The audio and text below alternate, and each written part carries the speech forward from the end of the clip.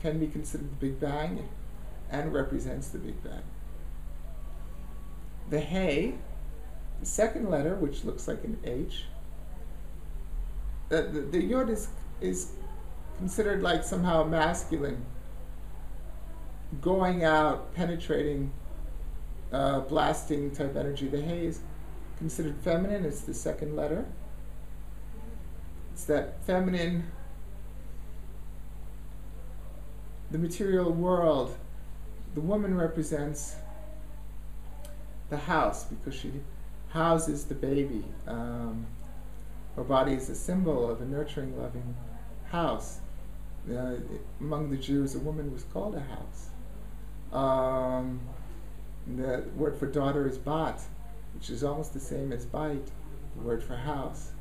So the He represents this taking of the spark of the Big Bang and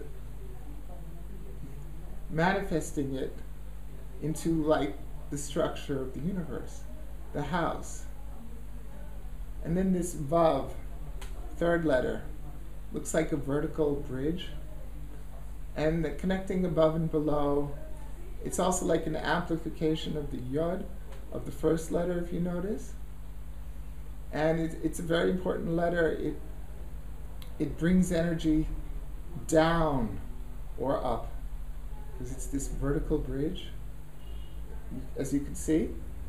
And then in the final He, like the H, which is like, again, the house of the lower worlds. The first He represents sort of the house, the electromagnetic, energetic structure of the upper worlds, and the He below maybe represents more the house, the structure of the biological resolution, the biological organic world that we live in. So here you have a map of creation. Okay, I would like to go into a little talk about this phrase, which is on my right. This phrase, which I chanted, Kadosh, Kadosh, Kadosh, Adonai Tsevaot, Melo Kol Haaretz Kvodo. This phrase, which can create worlds, which can heal worlds, and which, as they say in that book, can tie together all the biorhythms of the physical body with the biorhythms, with the rhythms of the spiritual over-self body. Okay, it's that last phrase that sort of gives me a clue to what's going on here. The Hindus say that during our life, we work on our chakras going up. So, like first 7 years, we strengthen and activate our root chakra. And then next 7, base chakra. So on, going up each 7 years, solar plexus, heart chakra, throat, forehead, crown chakra. Okay, they say you go up, but the Kabbalistic tradition is that actually we work our way down. We go from the crown to the third eye, activating that. And then we've got to activate our heart.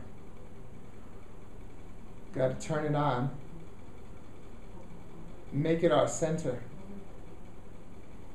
If we don't do that, there is no true spirituality. There is no love, no joy, no balance. And then once that's the storehouse for power in the whole body. Once we get that activated, then healing is possible.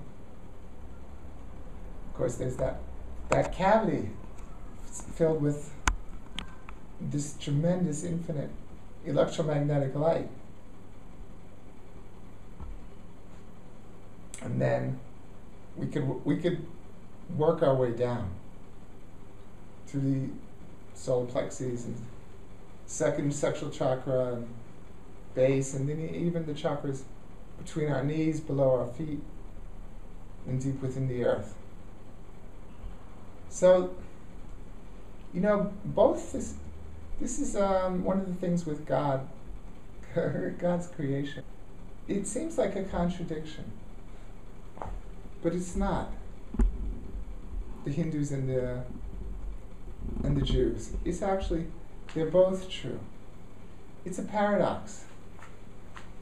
When I read Conversations with God by Neil Donald Walsh, over and over and over, God talks about paradox, a world of paradox. Well, this is a paradox. Both are true at sort of different levels. We strengthen our root chakra the first 7 years, and when we're teenagers, we have to have that confirmation energy, that self-confidence energy of the second of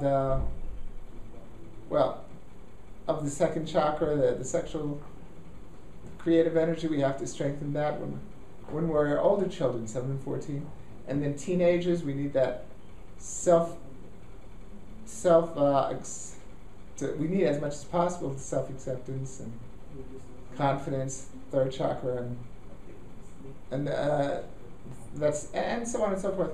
They're both true. Anyway, this idea of working our way down, of opening our heart, our third eye, throat, heart,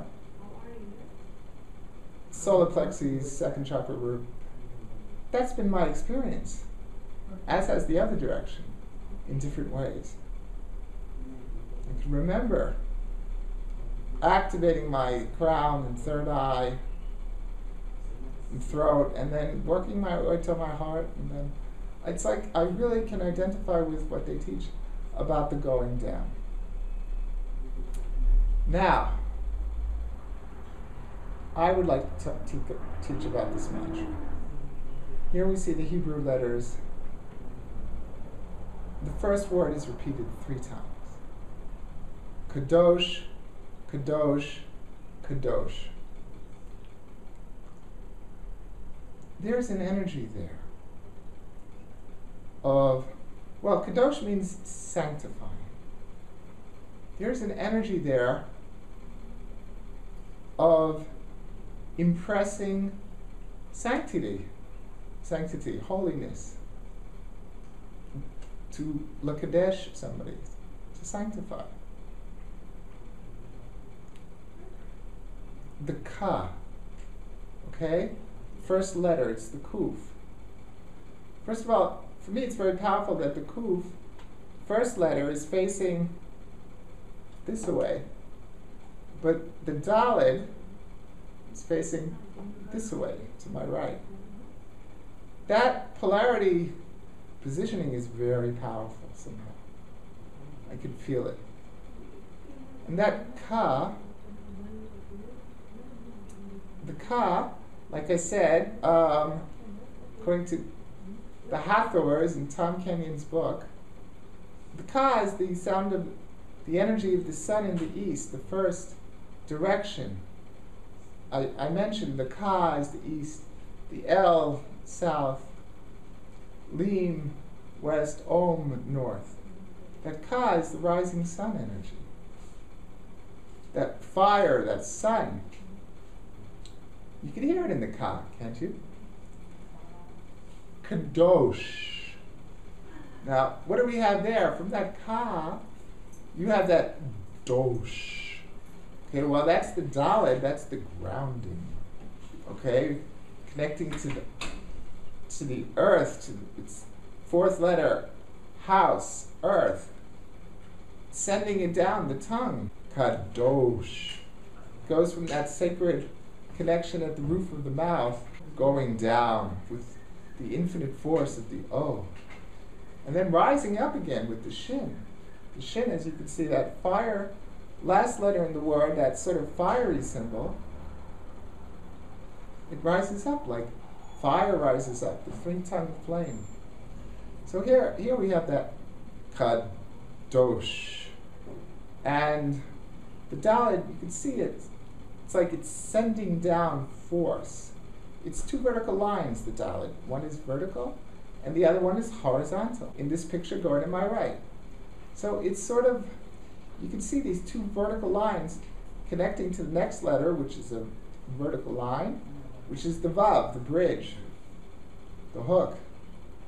So you see that Dalet sending power, that horizontal top line of the Dalet, right near the vertical line of the vav, you can see it sort of and feel it, sending power down that vav, that bridge, that hook. And the enormous, infinite energy of the O. And then the Shin, which sounds like fire and looks like fire. Okay, so the Hebrew word madish, which is very similar, means to impress. So kadosh, it's all about impressing, but with holiness. The word is sanctifying, the translation. Pressing in, pushing it in, and then and then it goes up. Sacred fire, fire of God. Kadosh, kadosh, kadosh. It's impressing sanctity. In the most powerful sounds, in the most powerful form that I could imagine. And then, of course, Adonai. Adonai. You know, I went to the end of a seminar with an amazing, worldwide, modest, generous healer, teacher named Abdi. If you look at his website under, I think, Abdi Electricity, ABDY. Okay? And he's a young, amazing guy, a lot like Nassim Harriman, and also an Iranian like Nassim Harriman. Interesting. And but not a religious Muslim, neither one. As far as I know, not a Muslim, but who knows? And in this workshop, at a certain point, Abdi suggested that we should chant or tone spontaneously, whatever comes up. And I began with chanting Kadosh, Kadosh, Kadosh, Adonai Tsevaot. That first line, I kept chanting it because that's what wanted to come. But as the energy grew more strong, thick with love, thick with holiness, that phrase turned into the single word Adonai inside of me, and I just kept chanting Adonai, Adonai, Adonai. And then as the energy intensified, and the love and the holy sanctity, holiness intensified, the Adonai turned into separate parts. First I started chanting Ah, Ah. And then later that turned into Donai, Donai. And it would vary, and it just came. I didn't choose it. About the Ah. Have you noticed, if you look at something beautiful,